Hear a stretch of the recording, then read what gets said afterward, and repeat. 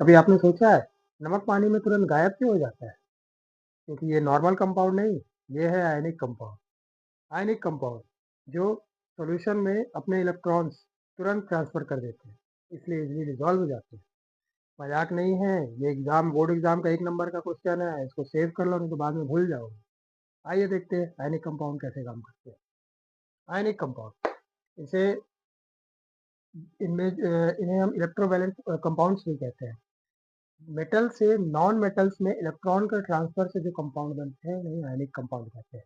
जैसे कि एग्जांपल के लिए आपके पास है NaCl और MgCl2। सोडियम मेटल है, क्लोराइड नॉन मेटल है।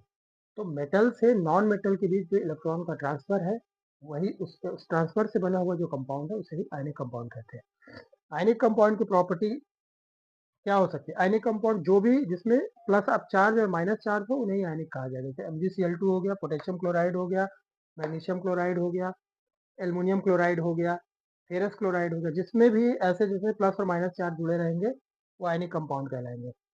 आयनिक कंपाउंड की प्रॉपर्टी समझने के लिए हम 3 चीजों पे विचार करेंगे।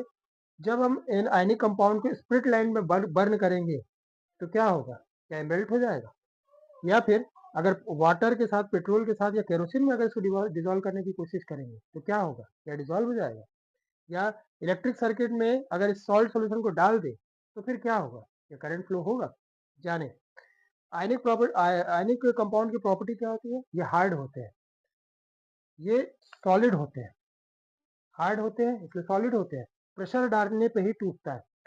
जैसे कि पोटेशियम क्लोराइड होता है। पोटेशियम क्लोराइड का आप लोगों ने जाना है, जिसे काला नमक भी कहते हैं। उनके बड़े बड़े बंडल आते हैं, वो पत्थर टाइप के रहते हैं। तो बिना प्रेशर डाले, बिना उसको तोड़े वो आसानी से टूटता नहीं।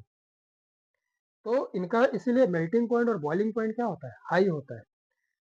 जिस वाटर में ये डिजॉल्व या फिर केरोसिन या पेट्रोल में ये डिजॉल्व नहीं होते, इजिली डिजॉल्व नहीं होते। कब कब डिजॉल्व होंगे?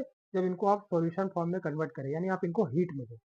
जब आप इनको हीट देते हैं तो ही जाके ये सॉल्यूशन में जाके डिजॉल्व होंगे। तो हीट देने पे इनके जो आयंस के जो फोर्स है, हमने बताया था इलेक्ट्रोस्टैटिक फोर्स रहता है आयंस के बीच में। तो ये जो फोर्स है, ये इनके बीच का जो बॉन्ड है, ये बॉन्ड टूट जाता है। जब ये बॉन्ड टूटता है तभी ये फ्री आयंस की फॉर्म में आते हैं और सॉल्यूशन में जाके डिजॉल्व हो जाते हैं।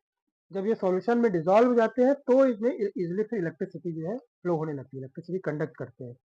हीट के कारण इलेक्ट्रोस्टैटिक फोर्स इनके जो बीच के होते हैं कमजोर हो जाते हैं, इसीलिए इलेक्ट्रिक का फ्लो हो जाता है। अब बात आता है ये मेटल आते कहाँ से, मेटल मिलते कहाँ से?